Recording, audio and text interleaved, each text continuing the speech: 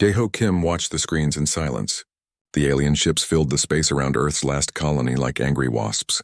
New Seoul was burning below them, its tall buildings cracking and falling under the enemy fire. He could see the blue flames from the Vex crystal weapons cutting through the atmosphere. The insect ships of the hive dropped their bombs in perfect lines across the city.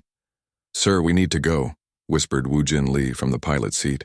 His hands shook on the controls of their small ship hidden in the asteroid field. "They'll find us soon." Daeho did not move.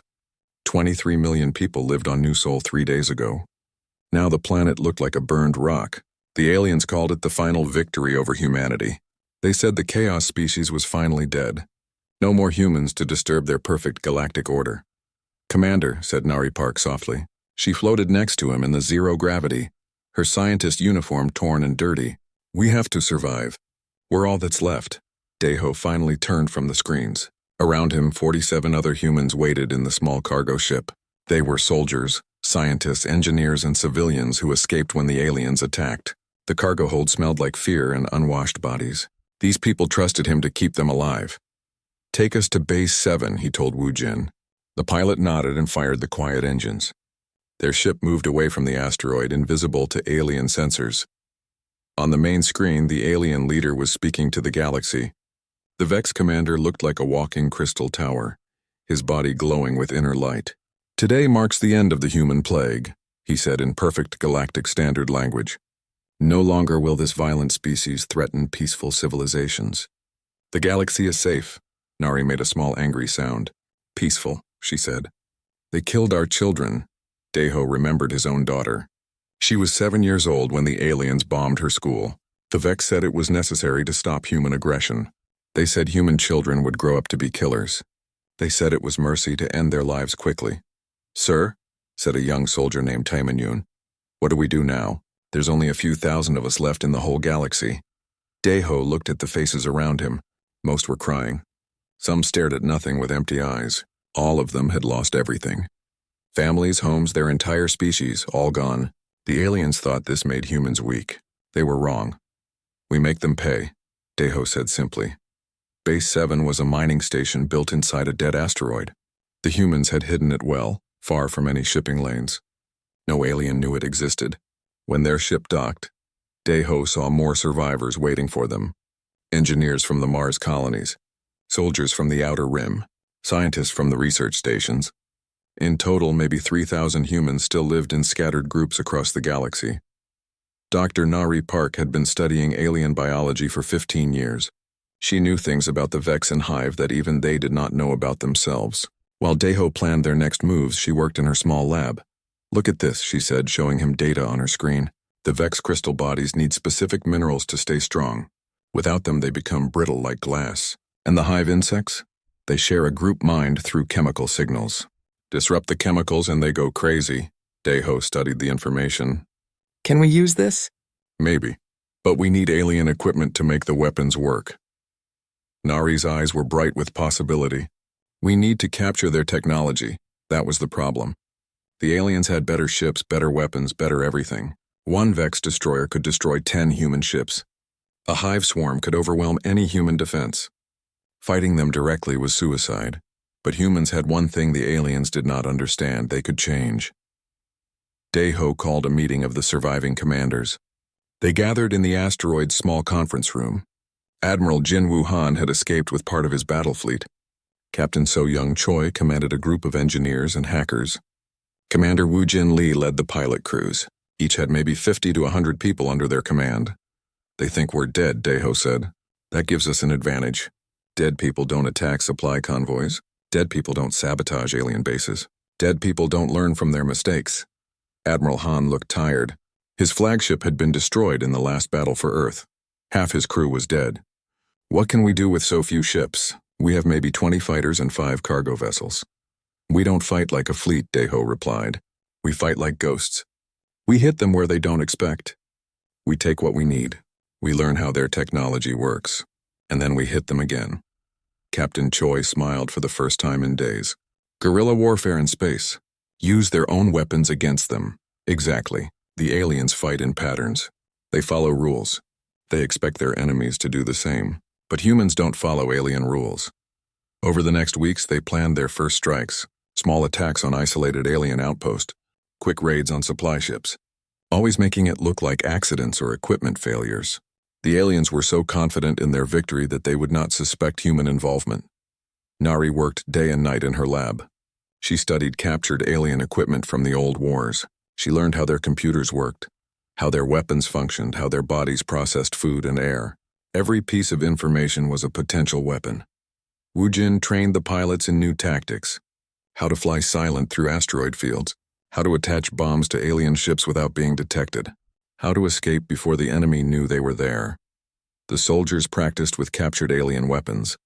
The engineers learned to repair alien technology. The hackers studied alien computer systems. Everyone had a job. Everyone had a purpose. Daeho stood again at the observation deck looking out at the stars. Somewhere out there, the aliens were celebrating their great victory.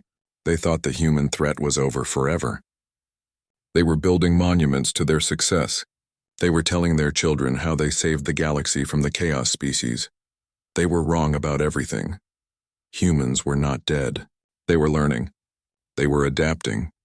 They were becoming something new, something the aliens had never seen before, something more dangerous than the old humanity had ever been. Nari joined him at the window. "The first team is ready to go," she said. "Wu Jin will take them to hit the supply depot at Kepler Station." Daeho nodded. It was a small target, barely worth notice, but it would give them alien technology to study. It would teach them how to fight their new war. "Remember," he said, "we are ghosts now. We strike from shadows. We learn from every victory and every defeat, and someday we will show them what humans become when they have nothing left to lose." The war was over. The new war was just beginning. The first accident happened 6 months after the aliens declared victory.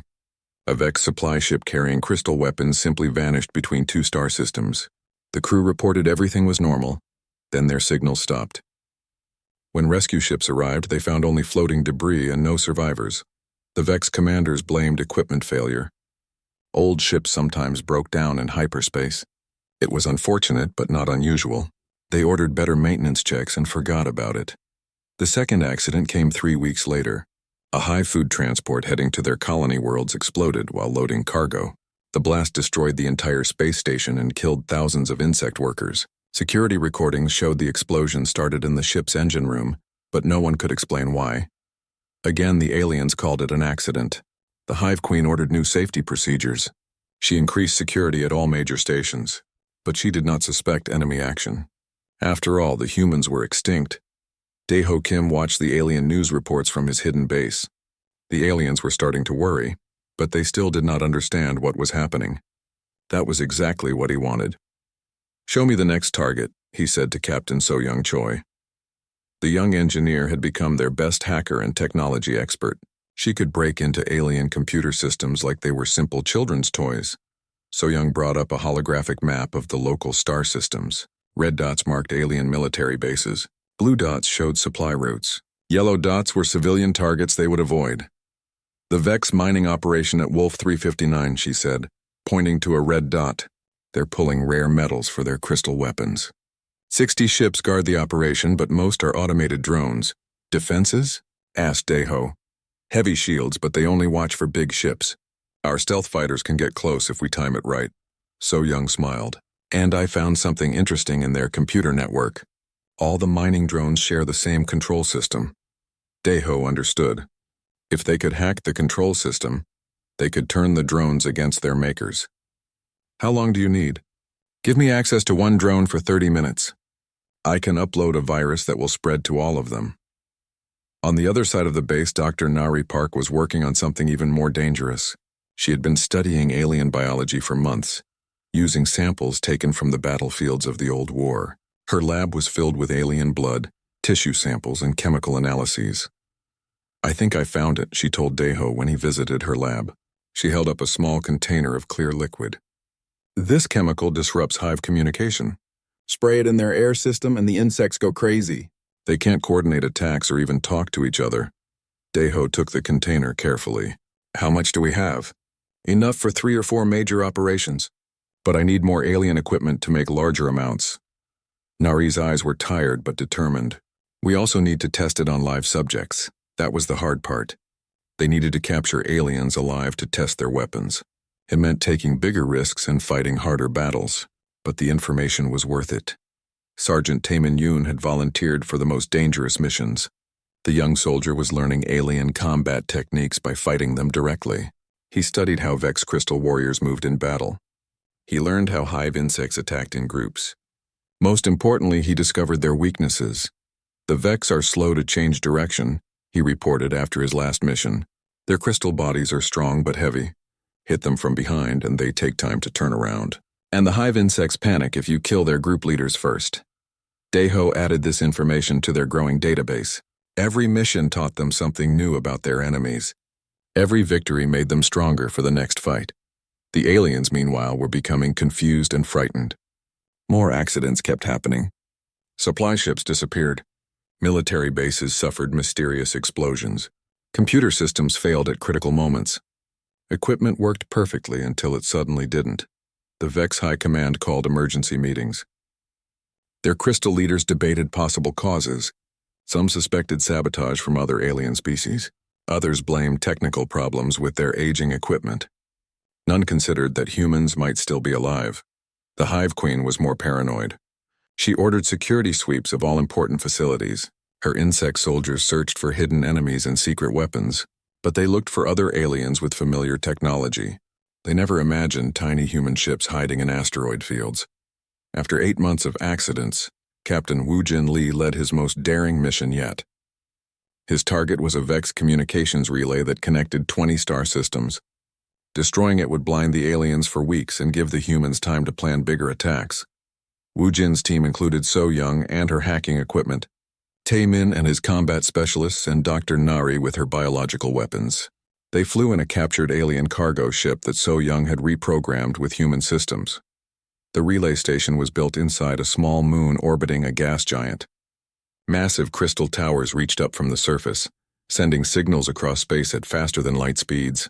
Hundreds of Vex technicians worked inside the facility, maintaining the complex equipment. Remember, Daeho told them before they left, we're not trying to destroy everything. We want their technology and their data. Take what we can use and make the rest look like an accident.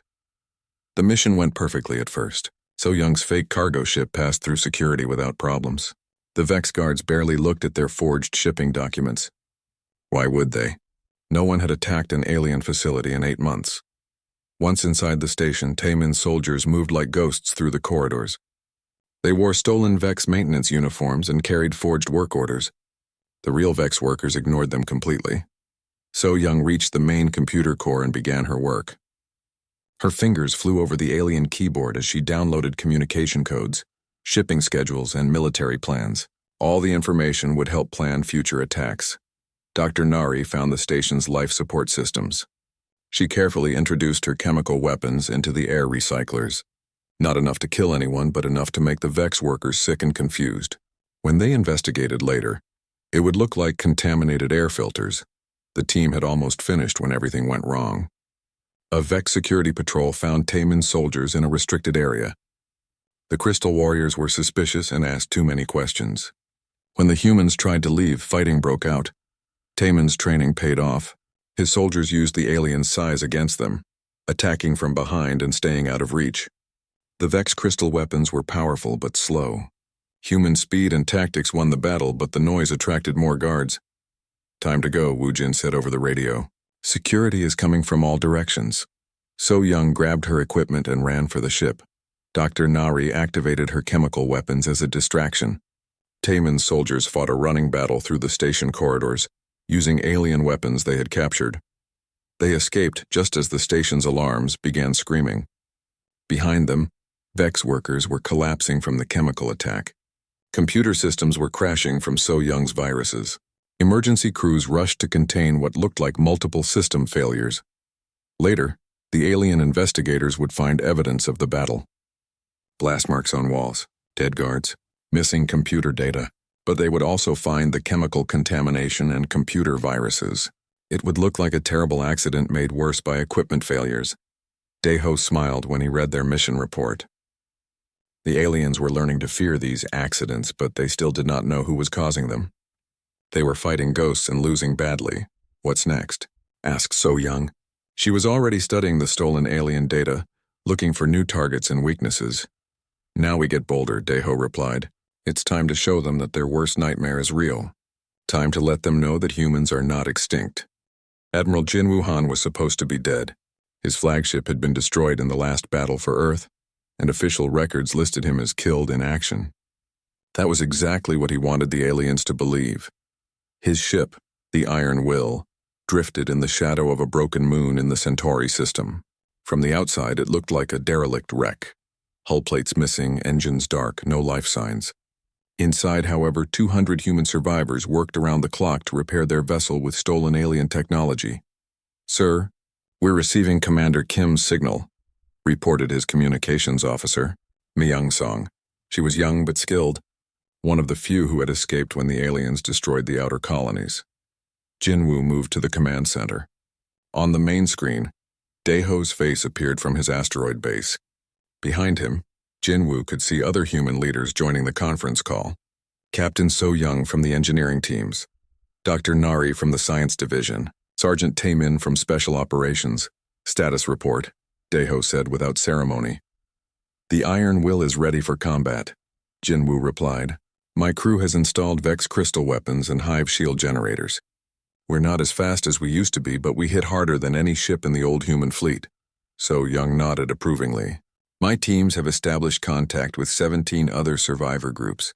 We now have secure communications across 40 star systems. The aliens still think their networks are private. Dr. Nari looked tired but excited.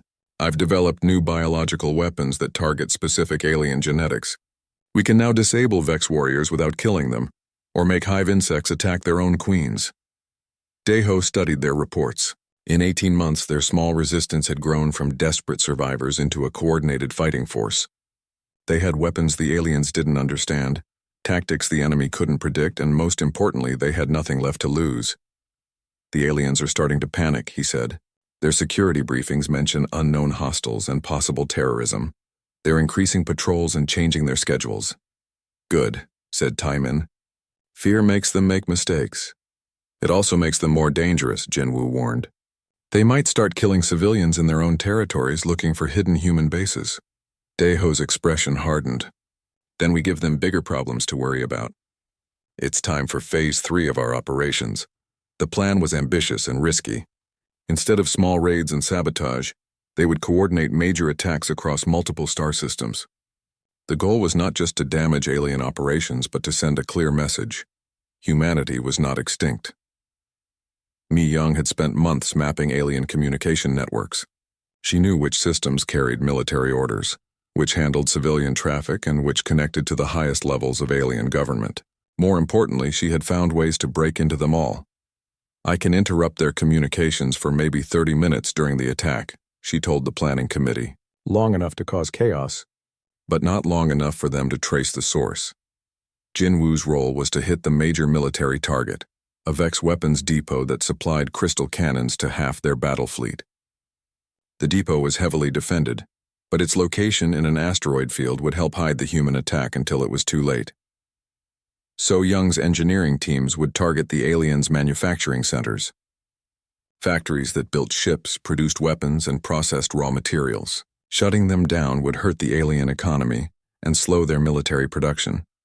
Dr. Nari would lead biological warfare attacks on alien food supplies and medical facilities, not to kill civilians, but to create panic and force the aliens to divert resources to deal with contamination scares. Taemin's special forces would conduct psychological warfare operations. They would leave human symbols and messages at attack sites, making it clear that the extinct species was still fighting. The coordinated attacks began at exactly 0800 Galactic Standard Time. In the Wolf system, Jinwoo's Iron Will emerged from an asteroid field like an ancient ghost ship. The Vex defenders barely had time to raise shields before human crystal weapons tore through their depot's defenses. Target their ammunition storage, Jinwoo ordered. Maximum damage, minimum exposure time. His gunners, trained on captured alien weapons, fired with deadly precision. The depot's crystal storage chambers exploded in brilliant flashes of light. Secondary explosions chain-reacted through the facility as stored weapons overloaded and detonated. In 17 other star systems, similar attacks were happening simultaneously. So Young's teams planted computer viruses that turned factory robots against their own equipment. Dr. Nari's biological agents made alien food supplies test positive for dangerous contamination. Taemin's soldiers left graffiti in human languages on the walls of government buildings. But the most important attack was Mi Young's assault on the alien communication networks. At the moment when all other operations began, she broadcast a single message on every military and civilian channel in alien space. The message was simple: a holographic recording of Dae-ho Kim standing in what was clearly a human military command center. Behind him, human soldiers worked at control stations covered with alien technology. The setting made it obvious that this was not some small terrorist cell, but an organized military force. "People of the galaxy," Dae-ho said in perfect galactic standard, "you have been told that humanity is extinct. You have been told that the chaos species was destroyed for the good of all civilizations. You have been lied to." The message continued for only 60 seconds, but every word was carefully chosen for maximum impact. "We are still here. We are still fighting. And we have learned much from our enemies. Every attack on human worlds has been answered. Every human death has been paid for. The aliens called the destruction of our colonies their victory. We call what comes next their education." The message ended with footage of the current attacks. Alien bases exploding, Vex warriors fleeing from invisible attackers, hive ships turning their weapons on each other due to computer viruses. The images made it clear that humans had not only survived, but had become far more dangerous than before. The reaction was immediate and explosive. On Vex worlds, Crystal leaders called emergency sessions. Military commanders demanded explanations for how extinct humans had acquired advanced alien technology. Civilian populations panicked, wondering if human infiltrators were hiding among them. The Hive Queen's response was even more dramatic. She ordered the execution of all security chiefs who had failed to detect human survivors. Her insect armies began searching every corner of their territory looking for hidden human bases. But the damage was done. The message had been broadcast on thousands of channels and recorded by millions of receivers. Even though alien sensors tried to suppress it, copies spread through underground networks and black market data traders. More importantly, other alien species who had been conquered by the Vex and Hive began to take notice. If humans could survive extinction and fight back successfully, maybe resistance was possible for them too. Dae-ho watched the alien news reports with satisfaction. Every channel was talking about the human terrorist threat. Military experts debated how many humans might still be alive. Government officials assured their populations that security was being increased.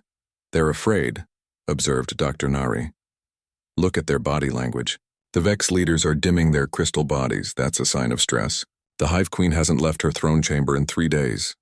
"Fear is good," said Jinwoo. "Afraid enemies make stupid decisions. But fear also makes them more brutal," warned Taemin. "They might start killing anyone they suspect of helping humans." So Young looked up from her computer displays. "I'm monitoring their communications. They're arguing among themselves about how to respond. Some want to negotiate. Others want to increase military operations." Dae-ho nodded. "Perfect. Internal division weakens them. While they argue about what to do, we continue attacking their weak points." The war had entered a new phase. No longer were the humans hiding in shadows, striking from surprise. Now they were an acknowledged threat that the aliens had to take seriously. The galaxy knew that humanity had survived its supposed extinction and was fighting back with weapons and tactics the aliens couldn't understand. But Dae-ho knew this was just the beginning. The aliens still had superior numbers and resources. The real test would come when they stopped underestimating human capabilities and started fighting back with everything they had.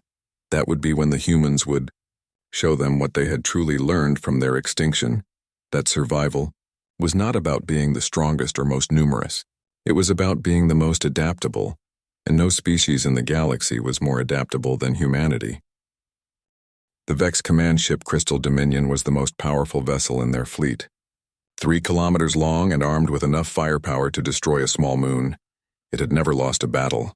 Its crystal hull could withstand direct hits from nuclear weapons. Its shields could deflect entire asteroid storms. That's why Admiral Jinwoo Han chose it as his target.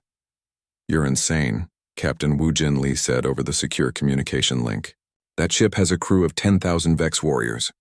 Our entire fleet combined couldn't dent its shields. Jinwoo smiled as he studied the tactical display aboard his flagship Iron Will. Around him, his bridge crew worked at control stations that mixed human technology with captured alien systems. They had been planning this operation for 6 months. "We're not going to fight it," Jinwoo explained. "We're going to capture it." The plan was the most audacious thing humans had attempted since the war began. Dr. Nari had developed a new biological weapon that could paralyze Vex warriors without killing them. So Young had created computer viruses that could take control of alien ship systems. Mi Young had mapped the security weaknesses in Vex command protocols. Most importantly, they had learned that the Vex followed rigid military procedures. Their commanders never expected anyone to break the rules of space warfare. That predictability would be their downfall. The Crystal Dominion was conducting a routine patrol in the Rigel system, searching for human terrorist bases. Its captain, a towering Vex lord named Zarthek, was confident that his ship was invulnerable. The humans had only small fighters and converted cargo vessels. They posed no threat to a command battleship. He was about to learn how wrong he was. The attack began when Mi Young broadcast a fake distress signal from a civilian transport. The message claimed that human terrorists were attacking a Vex colony world and needed immediate assistance. Standard protocol required the nearest military vessel to respond. "Sir, we're receiving an emergency transmission," reported the Vex communications officer aboard the Crystal Dominion. "Human raiders are attacking the mining colony at Rigel 7. Captain Zarthek's crystal body flared with anger. "Set course for Rigel 7. Maximum speed. Finally, we'll catch these vermin and end their pathetic resistance." The great ship turned toward the supposed battle, its engines glowing with crystal fire. Behind it, 30 smaller Vex vessels followed in perfect formation. They expected to find a few human fighters attacking helpless miners. Instead, they found the entire human fleet waiting for them. Jinwoo had positioned his ships in the shadow of Rigel 7's largest moon. When the Vex fleet arrived, they emerged from hiding like wolves attacking sheep. But this was not a conventional battle. "Execute Plan Trojan Horse," Jinwoo ordered. Dr. Nari's biological weapons deployed first. Tiny capsules, smaller than dust particles, scattered through space around the Vex fleet. The alien sensors couldn't detect them. When the capsules made contact with Vex ship hulls, they dissolved and released their contents into the air systems. Within minutes, Vex warriors throughout their fleet began collapsing. The biological agent didn't kill them. It simply shut down their nervous systems temporarily. They fell unconscious at their battle stations, unable to fight or even call for help. "Life signs are dropping on all enemy ships," reported Mi Young. "The paralysis agent is working perfectly, but the ships themselves were still dangerous." Automated defense systems continued firing crystal weapons at the human fleet. That's where So Young's computer viruses came into play. She had spent 2 years studying Vex computer systems, learning their programming languages and security protocols. Now she unleashed digital weapons that turned the alien ships against each other. "Uploading virus package now," So Young announced from her engineering station, initiating hostile takeover of enemy networks. On the screens, the human crews watched as Vex ships began behaving strangely. Some stopped firing at human vessels and started shooting at their own escorts. Others powered down their weapons and opened their docking bays. The largest ships began sending surrender signals. Captain Zarthek, fighting against the paralysis agent coursing through his system, tried to understand what was happening. His crew was unconscious. His ship's computers were following orders from unknown sources. His mighty battle fleet was defeating itself. "This is impossible," he whispered as consciousness faded. "Humans don't have this technology." That was exactly the point. Humans didn't have this technology when the war started, but they learned fast, and they learned from the best teachers possible, their enemies. Jinwoo's boarding teams moved through the captured ships like efficient ghosts. Led by Sergeant Taemin Yoon, they secured critical systems and gathered intelligence. Most importantly, they downloaded the complete military database from the Crystal Dominion. "Sir, you need to see this," Taemin reported from the Vex command ship. "Their database has everything. Troop positions, supply routes, communication codes, even the location of their homeworlds." Jinwoo smiled grimly. In one battle, they had captured more intelligence than human spies had gathered in decades of war. But the real prize was still ahead. Intelligence Officer Kyung-Ho Shin had joined the operation specifically for this moment. He was an expert in alien psychology and propaganda warfare. While the technical team secured the ships, he prepared for the most important part of their mission. "Broadcasting in 3 minutes," he announced. "All ships, prepare for Phase 2. Across the galaxy, alien populations were watching the news reports about the Rigel system battle. The Vex High Command had tried to suppress the story, but too many civilian ships had witnessed the impossible, humans capturing an entire Vex battle fleet without losing a single ship. Then Kyung-Ho's broadcast began. Using the Crystal Dominion's own communication array, he sent a message on every military and civilian channel in known space. The broadcast showed Captain Zarthek in chains aboard his own command ship. Behind him, human soldiers operated Vex control stations. The mighty Crystal Dominion was now flying human colors. "People of the galaxy," Kyung-Ho said in his calm, professional voice. "Today you witnessed the capture of the Vex Empire's most powerful warship, not through superior firepower, but through superior intelligence and tactics." The camera panned across the bridge, showing unconscious Vex warriors being carried away by human medics. It was important to show that humans were not simply killing their enemies. They were proving their superiority through skill, not brutality. The Vex told you that humans were extinct because we were too violent and chaotic to coexist with civilized species. They were wrong. We were not destroyed because we were violent. We survived because we could adapt. The broadcast continued for 20 minutes, showing captured Vex technology being operated by human crews, alien weapons being turned against their creators, and, most shocking of all, humans treating their prisoners according to galactic warfare conventions. "We did not start this war," Kyung-Ho concluded, "but we will finish it. Every species that supported the attempted extinction of humanity will answer for their crimes. Every world that celebrated our supposed destruction will learn what human justice means." The effect was immediate and devastating. On Vex worlds, civilian populations demanded explanations from their leaders. How had the invincible Crystal Dominion been captured by supposedly extinct terrorists? If humans could take their most powerful ship, what else could they do? The Hive Queen's response was predictably violent. She ordered immediate attacks on any star system suspected of harboring human survivors. But her insect fleets found nothing. The humans had learned to hide too well. More importantly, other alien species began questioning their alliance with the Vex and Hive. If humans could fight back this effectively after being declared extinct, maybe they had been wrong about human violence and chaos. Dr. Nari was already studying the captured Vex warriors, learning more about their biology and psychology. "They're terrified," she reported to Daeho. "Not just of death, but of the idea that humans might be more advanced than they are." "Good," Daeho replied. "Fear will make them careless. And careless enemies make even more mistakes." Medic Hyejin Kang had been treating wounded humans with captured alien medical technology. She had learned to use Vex crystal healing devices and Hive regeneration chambers. Now she turned that knowledge into new advantages. "I can keep our people fighting longer and heal them faster," she told Jinwoo. "But more importantly, I understand how alien bodies work. I can develop better weapons and better defenses." The war was changing again. No longer were humans the desperate survivors hiding in asteroid fields. They were becoming the hunters, using captured ships and stolen technology to strike at the heart of alien civilization. But the biggest change was psychological. The galaxy was starting to realize that the aliens had made a terrible mistake when they tried to exterminate humanity.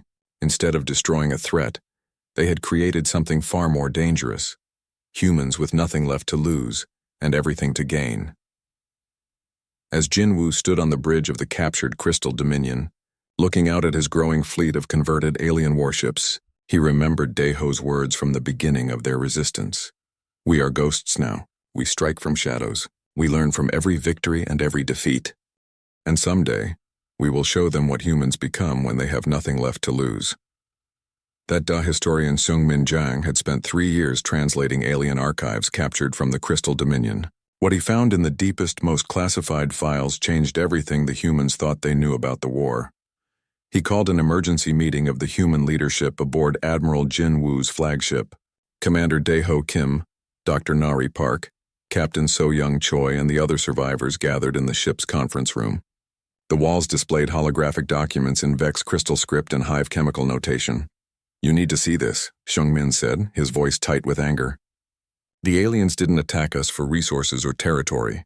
They attacked us because they were afraid of what we would become." The first document was a Vex intelligence report from 50 years before the war began. It analyzed human technological development and cultural patterns. The conclusion was terrifying.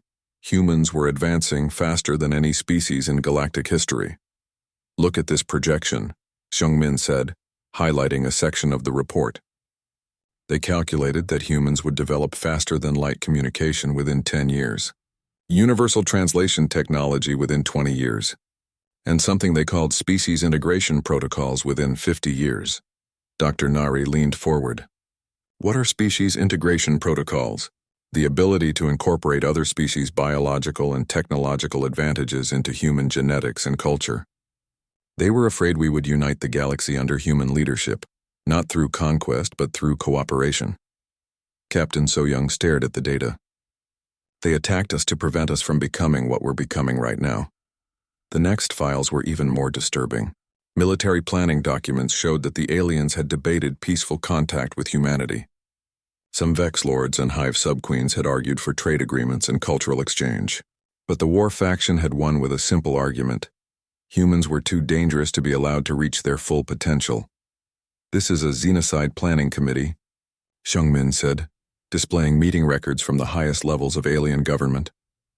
"They spent 20 years deciding whether to exterminate humanity before we became a threat." Daeho's hands clenched into fists. "They murdered our families because of what we might do in the future." "It gets worse," Sungmin continued. He showed them biological studies of human genetics, psychological profiles of human leaders, and detailed analyses of human military tactics. They knew exactly how we would react to an extinction attack. They planned for human survivors to fight back. The room fell silent as the implications sank in. The aliens hadn't just tried to commit genocide. They had deliberately created the conditions for a revenge war. They wanted the surviving humans to become exactly what they were now, a ruthless, technologically advanced species with nothing left to lose. "Why?" asked Jinwoo. "Why would they want us to become their worst enemy?" Sungmin displayed the final document, a strategic projection from the Vex High Command. "Because they thought they could control the outcome. They believed that even enhanced by revenge and captured technology, humans could never match their combined fleets. They planned to let us exhaust ourselves in futile resistance, then finish the job with minimal losses." Dr. Nari studied the alien calculations.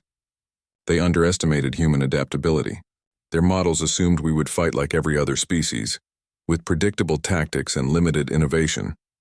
They were wrong about everything," said So-Young. "We didn't just adapt, we evolved."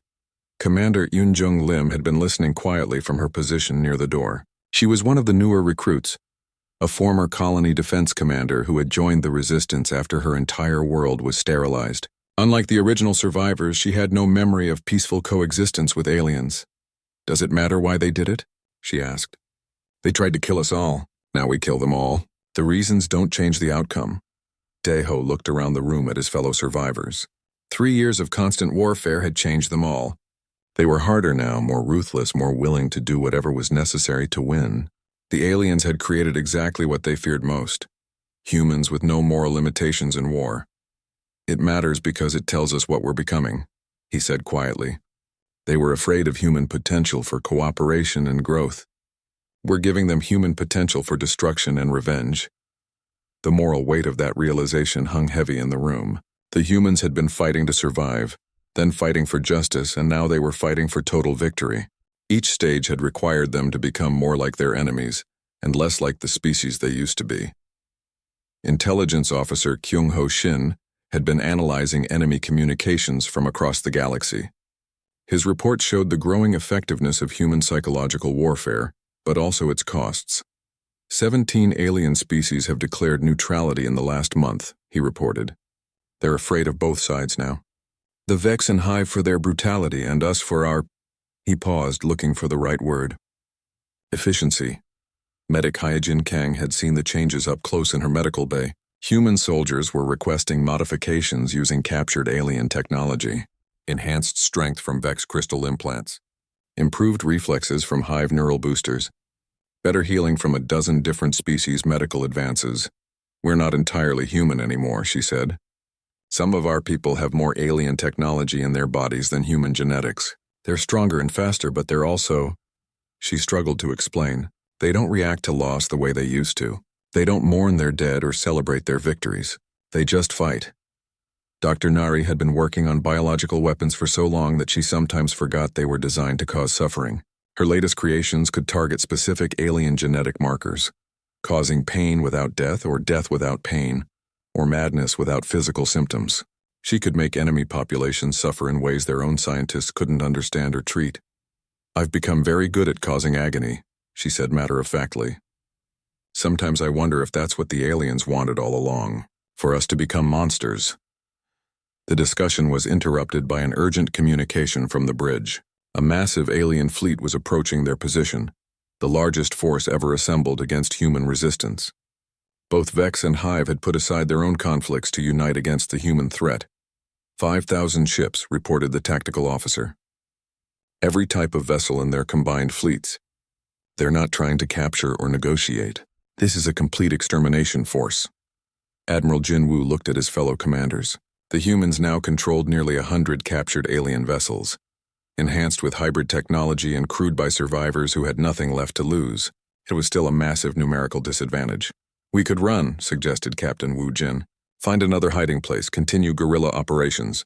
No, said Dae-ho firmly. We're done hiding. We're done being the victims. He looked around at his fellow survivors, seeing in their faces the same hardness that had grown in his own heart. They wanted to see what humans become when pushed to extinction. Let's show them. Commander Eunjung smiled, and there was no warmth in it. I volunteer to lead the assault on their command ships. Dr. Nari was already calculating deployment strategies for her biological weapons. I can have their entire fleet infected with neural disruptors within 30 minutes of engagement. So Young's fingers were flying over her control systems. I'm preparing virus packages that will turn their own ships into weapons against them. Kyung-ho was drafting the message that would be broadcast across the galaxy when the battle was over. Win or lose, everyone would know that humanity had fought to the very end.